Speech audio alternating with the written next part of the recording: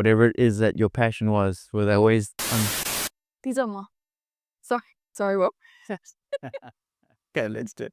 We just felt on the One earth. has a lot of earthquakes. Yes, you're right. It's not bad. It's No, like... it's like a little... Yeah. Have you experienced it? Yes. Okay. I have. Okay. Rima, so wonderful to be able to sit down and meet you. And as I said before, I'm a little bit starstruck. Yeah, I'm normally sitting somewhere in a surf shack with some shaper but you know, this podcast is all about inclusiveness and connecting with people who have a common love for the ocean and nature. Thank you so much for coming on. Thank you for having me. Happy to be here. Yeah, absolute pleasure. And we've just completed a 10-year vast friendship tour around your beautiful island. I've heard to Taiwan and Kending. Yeah. And beautiful. I love it there. we got waves. Food, got people. Food. We've got amazing people. We've got hospitality, warmth, and more than anything else, I think it's such a great advert for Taiwan for people to come here.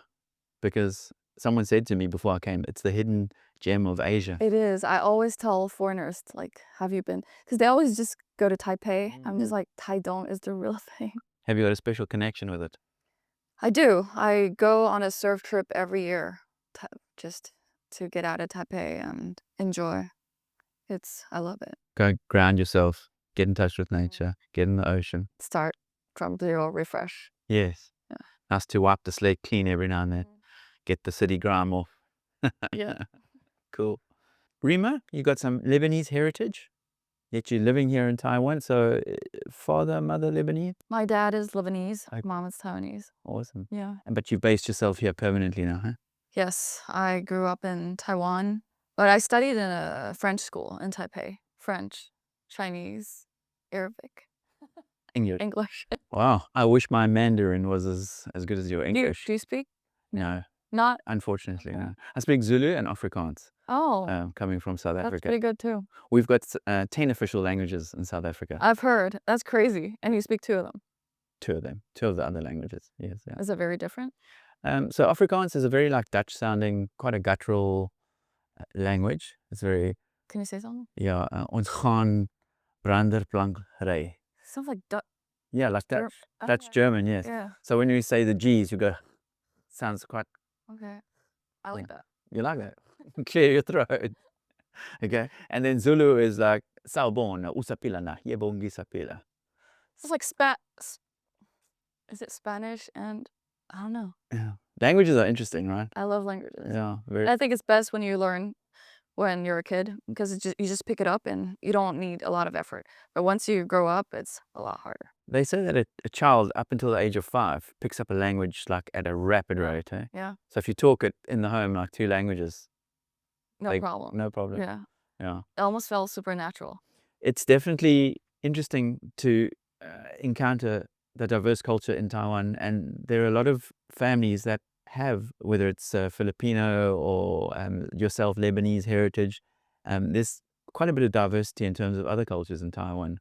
Would you say that that's true within your group of friends and people you hang with? It definitely did because I went to a French school and then I went to a French school for 5 years and then they sent me to a Chinese school and then American school because they wanted me to have that diversity, a different mindset, to be able to embrace different cultures and experiences. Yeah, so it was a little hard. I remember switching from school to different languages. It was tough at first, but as a kid, you just absorb, and it was fast to learn different languages. I think, as we said, if you're exposed from a very young age to different cultures, you kind of, later on in life, you way more sort of, I don't know, you got a broader vision almost. I feel like you do. Yeah. Yeah. Of course, traveling helped a lot too. I feel like I have to travel every now and then. Like I can't stay in one place for long.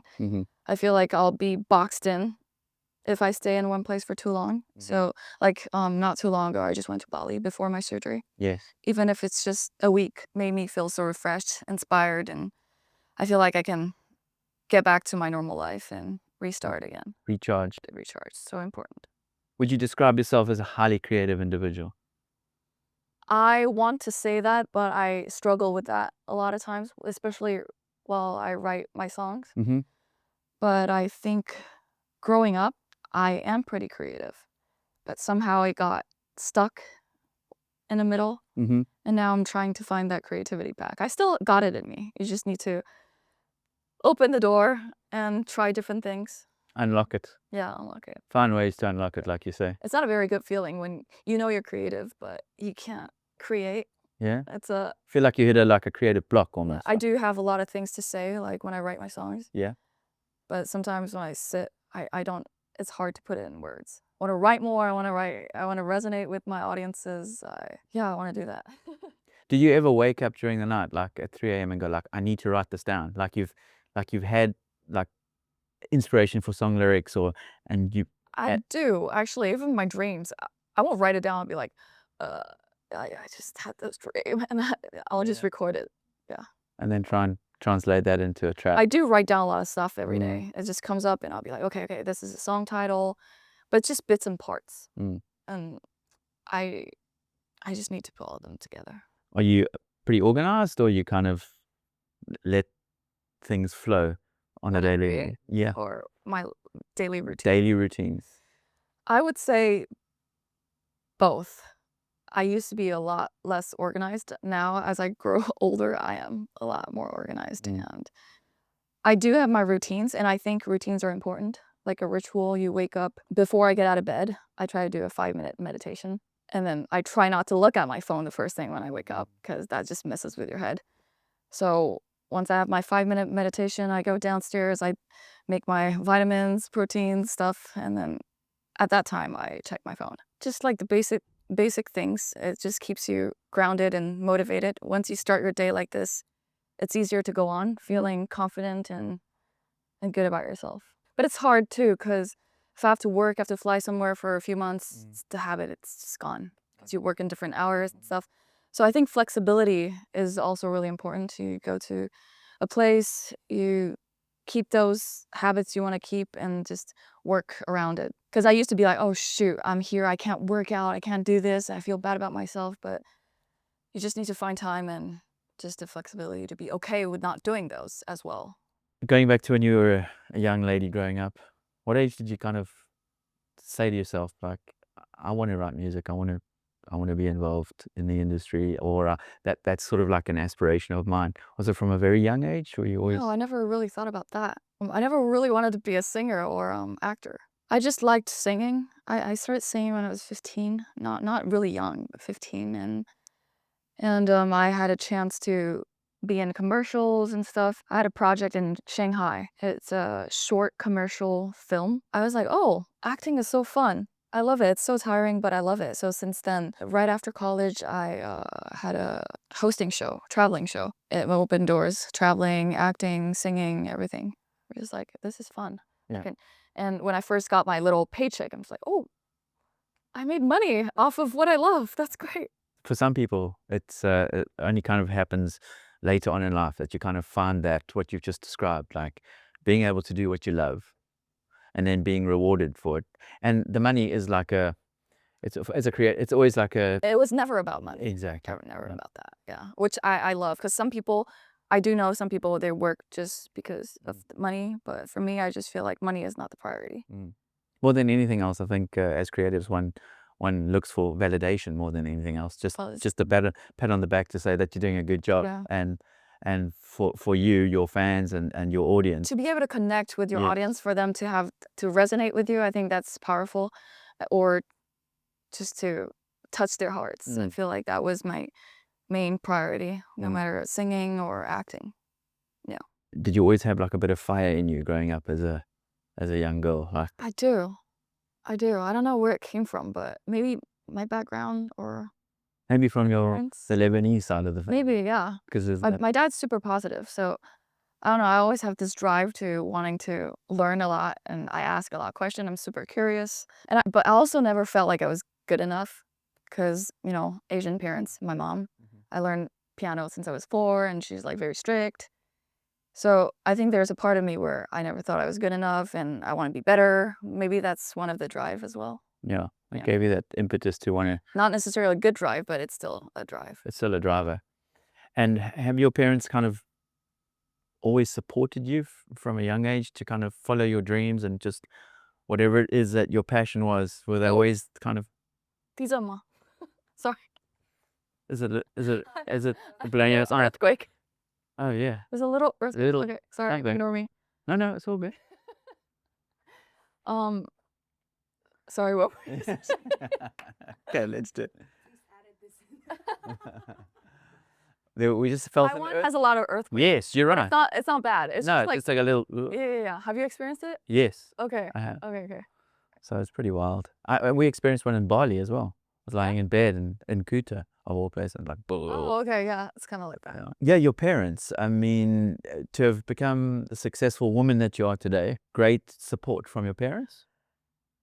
I would say yes. But of course, at first, they are not super, especially my dad wasn't, he has his concern of me going to the entertainment industry. He felt like education is more important and all that, until he saw me at work one day when I was, I think, 15, 16. He's like, oh, okay, she's actually working hard and she's doing what she loves. So since then, I've just been doing my thing. What you love. Working at the age of 15 and 16. 15, 16. That's Wow. where I started as a like Yes. modeling and commercial. Mhm. Not necessarily super fun, but that's where you have to start sometimes. Yeah. That's a young age to kind of take Yeah. on Yeah. It was like hard. quite a It wa- responsibility, It you know? was tough. It was a lot of work, a lot of tears. Yeah. Yeah. That's the behind the scenes stuff that people don't see. No, I never really talk about this. Okay. Yeah. Well, thank you for like having the chat with me, but I think it's important that for aspiring young up and coming young men and women that are thinking about maybe following in your footsteps, there is pressure that comes with it at a very young age. I would give them advice. I would say that just stay true to yourself. You don't have to like be like me. You have your own. Everyone has their own path and stuff. But I feel like authenticity is what makes you unique. So just stick to that and keep working on your craft. Be patient. Embrace the rejection because there's going to be a lot of it, and it's okay. It's all part of the journey. And most importantly, I think you just got to know why you want this, why you started, and let that passion guide you. Mm. Have you defined why you want this? I know you mentioned earlier, like what brings you joy probably the most is being able to connect. Yes, I think that's still what drives me. I remember end of last year, I had just a tiny little music concert, like a fan meet. I haven't done that in like 5, 6 years. I just like disappeared. But that made me realize people still care and people still like what I do. And while I sing to them, the way they look at me or like the feedback they give me, it's so touching. It makes me want to continue with this path, especially writing music, writing things that relates to people, resonate with people, touches people's heart. I think for me, that's like the biggest drive. Key motivated, Yeah. as you say, keep going. Yeah, and you can do that with acting and hosting as well. Surfing, you're quite an active person, not just surfing. I'm sure that once you've recovered from your surgery and prior to your surgery, to me, you seem like a very active person. You've got that work, staying active balance pretty dialed in. What is like the ocean and surfing, and how do you get that balance right? Because I mean, you've got a pretty busy schedule, and that's an understatement. Not always so busy. Okay. Boundaries, just knowing what you prioritize. Mhm. So I do, even if I'm busy, I will prioritize. I will take time off, or I'll be like, no, I can't do this because I need my time. I need to go travel. I need to do this, do that. So it's mostly how you prioritize yourself, what's important to you, and knowing when to say no. I Yeah. was going to say, realizing when you have to say, stop, I need some self-love, some self-care. Yeah. And I don't mean that in a selfish way. I mean it in a, like, if I'm not in a happy place, I can't Give. project. Yeah. Yeah. So it's a constant struggle to find that balance. And I don't think you'll ever just find it and be balanced forever. It's just, you need to constantly juggle with that. And it's normal. And sometimes you lose balance, and that's fine. If you keep having work coming in and money's good and stuff, you just need to know, like, if you're mentally ready for that. If not, just go on a trip, a solo trip, whatever. Just get out and Recharge. yeah. Could you Rima, share with me like a pivotal role or a moment in your career or life that really impacted you, whether it's shaped the lyrics or inspired you to write a song or an album. Like, are there any moments in your journey that like have really had a big impact? I think both personal and professional, I've had a lot of those. But one main one that a lot of people know already, it's just my accident when I was 18. I was in Florida on a sports bike accident. I think that really just changed who Rima is. Really, it was like a pivotal moment Yeah, in your it career. was it was it's like it shattered me and then it rebuilt me, and then even now it still affects me in a lot of ways. Crazy accident that happened when I was 18, 19. And my then boyfriend tragically passed away right at that moment. And yeah, I was severely injured mentally too. I was like Hmm. messed up. I feel like that really taught me how much strength you have in you, and like you have enough resilience to get through everything. Everything is temporary, nothing lasts forever. And I just appreciate the little things a lot more. I'm just grateful for families and friends and loved ones and just life. When you're laying in the ER and just there by yourself and you're just like, everything at that moment is not important. Everything, every fights you had with someone or arguments, all of those is it's nothing. It's like not important. And you do truly realize what is important to you. Mm. Yeah, it's not very pleasant, but it's necessary. I feel like I'm grateful for that experience. I wouldn't ever want to go through it again or wish it on anybody, but Mm.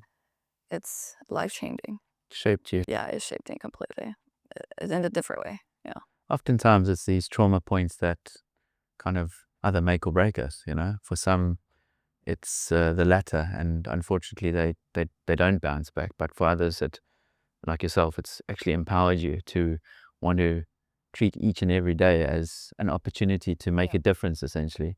And people are forgetful. I do forget it sometimes, so I try to remind myself of that, go back to that time and that you are bad. I don't always do that because it's kind of depressing, but I do try to remind myself of how important that is to stay grounded, genuine, be kind, and just live life and stop listening to the noise and it's all the Mm. unnecessary things people are telling you or the timeline you have to follow and all that stuff. Goes out the window when you're a moment away from Yeah, either yeah. being alive or not. Nothing's important. Yeah. Yeah, it's a great feeling to have Mm. that. Yeah, I've been in a similar situation with my family. We were in a car accident, and it's yeah, like you say, you can draw a lot of lesson Yeah, yeah, from how you treat people around you from that moment on, yeah. and How how long ago was that? was when I was 9 years old. Wow. And my You mother, have a flashback? yeah, when now? No, no, like Sorry. at that moment. Because every time when you're in like near death situation, Yeah, it's just like a flashback. I mean, I've obviously worked through it, but like you say, in moments of, when you're feeling frustrated with the noise around you and with, as you say, the petty things of life, Yeah, I almost use that as an anchor point to kind of go like, hey, you know what? I wouldn't even have been here if yeah, it weren't for that moment, yeah. right? So just all this little petty stuff Mm, really doesn't yeah, mean too much. yeah, Just crack on with your goals yeah. and your what you want to achieve. I do that too. Yeah. Yeah. Thanks for sharing it with me. Thanks for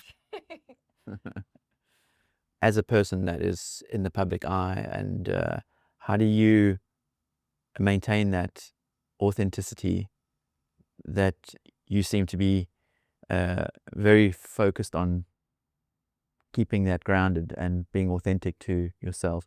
How do you maintain that, especially now that we live in a world of like where social media um, Mm. It's hard. plays a big role, It's hard.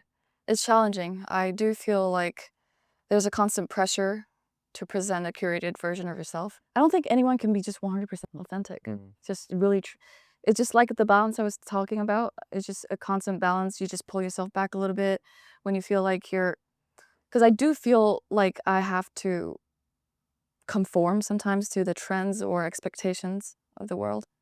of this industry. And at that moment, I'll just ask myself, what is it I really want? And do I really want this? What? Just a bunch of questions. I have a song called 你知不知道? Do you even know? And that song is just a bunch of questions like, do you know what you want? Do you know what are your fears? What you're afraid of? Why? Just a bunch of questions. And that's really like when I was in my 20s, I was just constantly asking myself those questions. And those questions keeps me grounded. Because once you answer it, you have a better idea of knowing if this project, of this thing that you're doing is aligned with your value. So I guess just questions, ask yourself questions, just look inside a little more. Introspective questions. Yeah. Introspection, self-introspection. But I think that to me, you come across as an authentic person. The very fact that you're sitting here having this conversation with me and you've just had surgery, there's many a person in your shoes who probably would have just said, sorry, no. I'm really impressed that you've actually even come, so thank you. And I spent some time with a yogi in Bali recently, and his 20-minute a day meditation routine is like introspection, just to quieten your mind and ask yourself who you really are. Yeah. And it's just like your song. It's just asking yourself those questions in a repetitive manner, which remind you of who you want to be. Yeah. And it's interesting because it changes throughout the years. Like all those questions you can keep asking over and over again because you'll have different answers as you grow or as you've experienced different things. Yeah. As you mature, your view on life changes, and therefore your questions do. And if anything, I think things can become clearer. I do feel a lot more clearer than when I was in my 20s, for sure. So how would Rima in her 20s have responded to some of these questions? Do you think it would be completely different, or do you think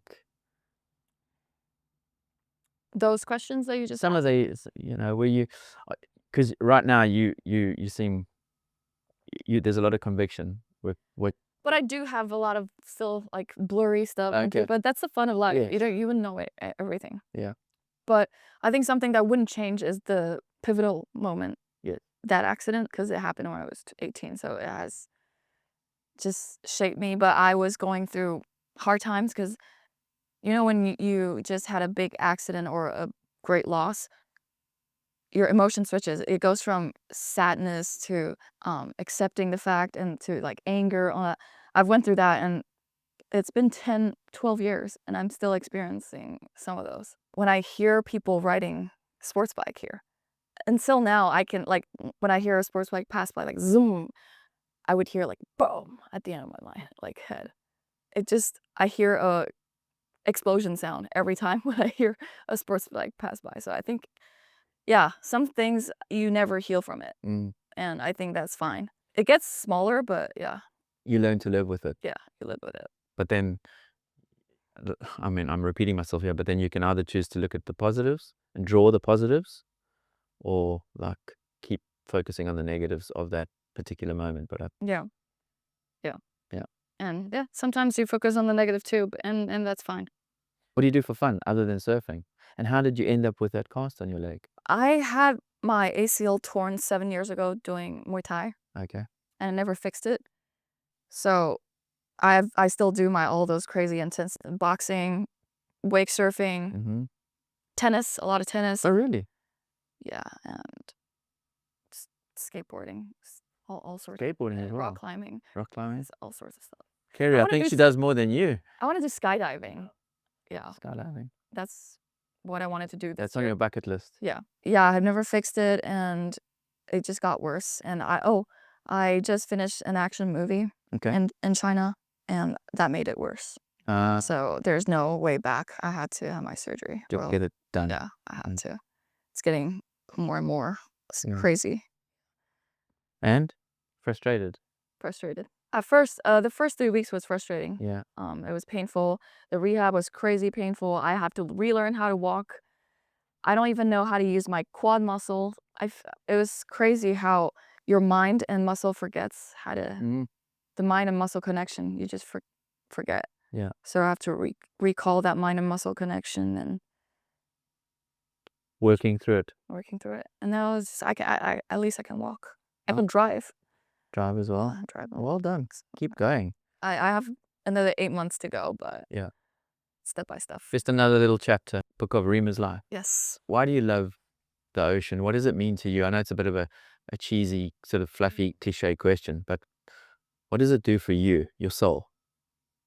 Cleanse my soul. Mm. Like it's just free my soul. This time when I went to Bali, like before my surgery, I wasn't planning on getting into water because my knee condition. I was just like, there's no way. I live next to the beach and I'm just looking at it every day and I'm not able to go. So I'm just like, okay, I'm just gonna give it a try. And I went in and I I caught my first wave. I'm just like, oh, I can do it. I think it's fine. As long as I don't do crazy stuff, which Hmm. I can't do crazy stuff anyway. I'm not that. I'm just like the beginner level. That's cool. As long as you've got a smile on your dial and Yeah. you're having fun, Yeah, right? exactly. So I was paddling and just looking around the sunsets, and you're just like, wow, this is life. At that moment, it's like, wow, it's so simple. You don't need anything else. It's just nature, ocean, water, people. Mm. And I did a solo trip, so I was alone. And I'm just like, this is how I want to live my life. It makes me happy. Mm. Yeah. And the happiness is like really deep happiness. It's not just like, oh, yeah, today I got an ice cream. I'm happy. It's like No. joy. It's not happiness, it's joy. Yeah. Joy. It's not dopamine hits. Yeah. It's Yeah. like it's a constant feeling of Yeah. inner happiness. Yeah. Yeah. It can be dangerous sometimes, a lot of times. And those are not fun because I've experienced like crazy stuff in Bali too. Yeah. But then when it's like Yeah. simple, it's fun. Were you near the main beach there by Old Man's, or were you Oh down man. Old Man's? Yeah. Yeah. But last 2 years ago, I was in Uluwatu Okay. most of the time. Yeah. It's pretty cool to see how surfing has, and I had a podcast with Sam from Vast this morning, and it's pretty cool to see how surfing, the trajectory in Taiwan, and the growth Yeah. of the sport and Yeah. the love for it over the last decade. It's kind of it's just like Yeah. steady growth, right? I mean, and it makes sense. You've got such a beautiful coastline. Yeah. It's an island. Yeah. I just think if there was more accessibility by way of being able to use the trains, and that would be great. There are trains and buses. Yeah. And it's not too far away. I can get to the beach in like 45 minutes. So Yeah. it's not bad at all. He was just saying that unfortunately you can't take surfboards on trains. Oh, really? I didn't know that. Yeah, apparently. So they're trying to engage with government to allow surfboards on trains because then you don't have to hire a car, you know. So that would be really cool. Have you seen that firsthand yourself? Like, oh wow, the surf community is really growing here in Taiwan. I started surfing 4 years ago. It's only like a period of 4 years, but you can see like people are starting to get more involved. The people around me are like, oh, I'm gonna go surfing. It's like, wow, I've never heard that before. And I think in general, people are just more outdoor, more healthy nowadays. Mm. And I think it's great. I love that. I hope to see more of that in the near future. Trying to find that like work leisure balance, you know, between, especially living in Taipei. I mean, Yeah. it's quite a busy city, but being able to just like not too far and you're on the Not too coastline, right? far. Even wake surfing, not too far. It's Yeah. just like in the city. You just drive 30 minutes, you get to wake surf. You drive 20 minutes, you get to a hike, waterfall. Hmm. I love Taipei. What would you say to people to encourage people to come to Taiwan? Because when I got my visa for Taiwan, I haven't met as friendly a frothed consulate person in Cape Town. Basically, they were like, please promote Taiwan, get more Really? people to come to Wow. Taiwan. And they wanted to know why I was coming. And how would you encourage people who aren't from Taiwan to come and visit? Because I think ultimately what we're trying to do is we're trying to create exposure Mm. for the people of Taiwan. There's not a single foreigners I know that doesn't like Taiwan. I feel like the safety. The only thing I would say that don't like as much is the weather. But other than that, it's perfect. Taiwan is beautiful. You get the coast, you get the mountains, beaches, everything. Mm. And the food is great. People are so nice. Hmm. I'm sure you already They felt that. definitely are nice, really cool. Super nice, and just give it a try. You'll love it. And while you're driving, listen to her album, maybe. Eh? What's your latest album? I just had one album out. Mostly is acting, and I have my new single coming out soon. And Okay. in a week or two. Okay, so we'll drop all the links down below for the new single. Make sure you download it. Make sure you give Rima some love on the gram. Follow. Thank you. And if you come to Taiwan, Come to sure. Taiwan for sure. Yeah, come and visit. Any big projects that you've got in the horizon, Rima? I did just finish my acting, Mhm. my action movie. It's coming out next year. I have another show that's coming out next year. I have like 3 projects that's coming out next year. I'm pretty excited for that. And I wanted to do more music next year as well. So You're spinning a few plates. yeah. Sometimes I can't decide what I like more, Okay. acting or singing. I prioritize acting first. Yeah, because I think that's what I want to go on with it. And music can still be there while I wait for my project to like come out. Yeah, it's like another creative outlet. Yeah. Well, yeah. Your ultimate role as an actor, what would that be? Have you already played it, or is that still No. is it still something you're getting? For sure. For sure. I had a pretty challenging role last year. I think I did okay. I had a lot of intimate scenes, which I never really do either. Okay. Which was another really big challenge for me. And I had to fall in love with this older guy, 56-year-old guy, and I had to really fall for him. So it was a challenge, just like it's not easy, but the process was super rewarding. It was fun. I got a lot of confidence after that. I feel like I went through a big challenge and I survived. There was a lot of pressure. I went to Alaska and New York too for that project. How cool is that? Yeah, I have to constantly remind myself of how lucky I am to be able to do this. It is challenging, it is tiring, but everything is challenging and tiring. And I get to go to all these nice places, so I am very grateful for that. Yeah, but And through that challenging role that you've now you've got that out the way, so to speak. What is that role that you still would like to play?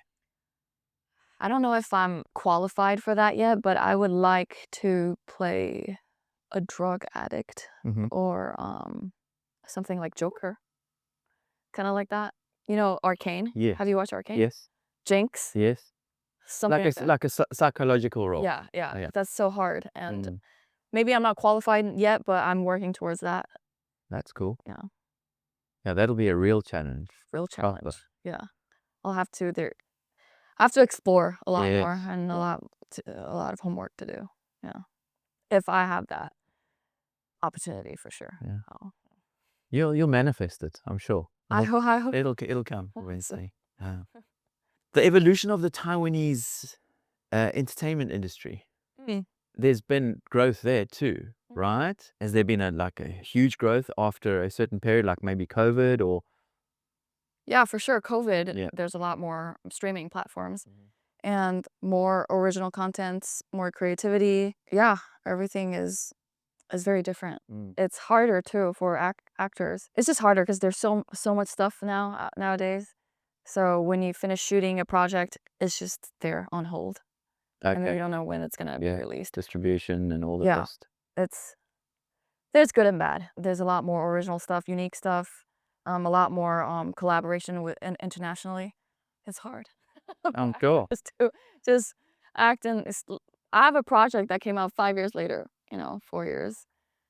And there's too many of those nowadays. And it's so easy to just turn on Netflix, Apple TV, and just... What's your personal feeling on the streaming platforms? It's getting harder for me to find something that I really like because there's so much out there. And there's a lot of similar stuff. I usually try to look for like documentaries, so it's like more authentic.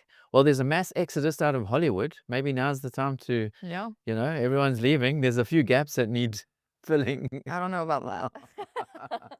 Maybe one day, huh? Maybe.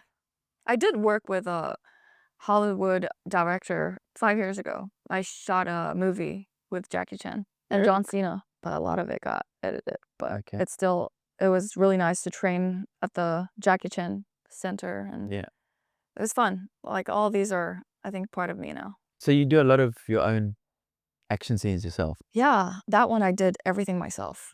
Incredible. I got hurt a lot. I'm sure. But you're a toughie. That's why. I did this one a lot on my own too, last movie.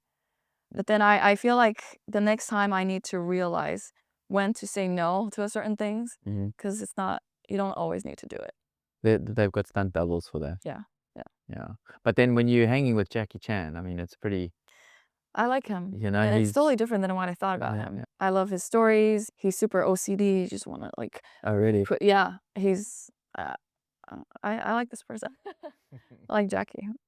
Yeah, and he does most of his, well, he used to, Yeah, but now he's, yeah, he still do it. okay. Rima, it's been incredibly awesome to sit down and chat to you. Thanks for having me. And it's so cool to have someone that's a persona in the public eye and has got an amazing career already under your belt at such a young age. I'm sure that we're going to see more of you. Hope to see more of you on the, not only the big screen and when I put my AirPods and listen to some of your music. But just thank you for being accessible and Thank you for, also for sharing some of your stories of personal triumphs, but then also some challenging moments in your life. And we wish you, from the vast team, you know, as a group of people who love the ocean as well. And our strapline is nature always wins, because we are very much about sustainability and making sure that we live our lives as low impact as possible. I know this is a very long ending, but thank you no, so great. much. Thank you for having Thank me. you so much for coming in, Rima. Thank you. And thank you, Aura, for coming in as well. Thank you. Thank you. And for everyone else behind there that's helped as well. Thank you, thank you, thank you. And we wish you all the very best in your career. And Thanks. maybe in 5 years we do a number 2 and see where we are. 5 years. Yeah. Oh, that's a long time. Well, you'll be very famous then. But if I get you to agree now, then you can't say no. Thank you. Thank you. Thanks, Rima. Thank you for having me. Appreciate it. Enjoy Taiwan. Thank you.